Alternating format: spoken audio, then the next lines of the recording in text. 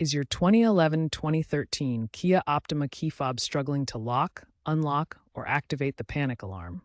A weak or dead battery is the likely culprit. The key fob uses a CR2032 lithium coin cell battery. Replacing it is a simple DIY task that saves you time and money compared to dealership service. This video will guide you through the process step by step. Your Kia Optima key fob requires a CR22 3-volt lithium coin cell battery. This battery type is widely available at most retailers, drugstores, and online.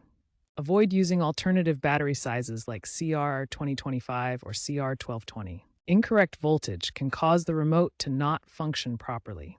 A quality battery typically costs between $1 and $3. You'll only need a couple of simple tools: a small flathead screwdriver or a coin. These will be used to gently pry open the key fob casing.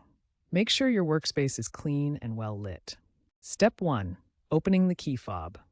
Locate the small slot or seam on the side of the key fob, usually near the key ring attachment.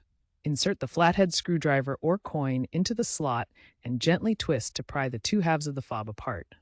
Be careful not to apply excessive force to avoid damaging the plastic casing. Once the fob is open, carefully remove the old CR2032 battery.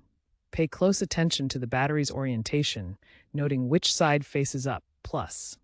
This will help you install the new battery correctly. Insert the new CR2032 battery into the battery compartment, ensuring the positive plus side is facing up, matching the orientation of the old battery.